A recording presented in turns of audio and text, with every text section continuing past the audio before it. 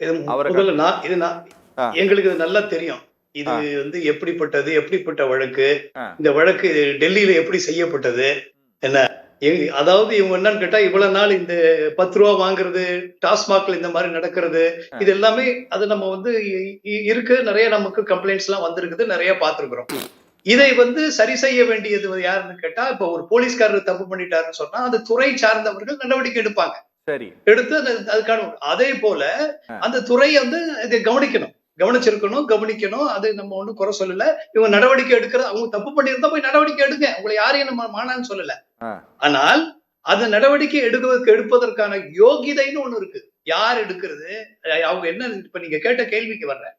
அதாவது கிட்டத்தட்ட நீங்க சொன்ன மாதிரி 193 வழக்கு பதிவு செய்யப்பட்டதுல 10 வருஷமா, அதாவது நிலுவையில் இருக்கு எல்லாம் இருக்குல்லாம் சரி, 10 வருஷமா 2 தான் உங்களால பண்ண முடியுமா?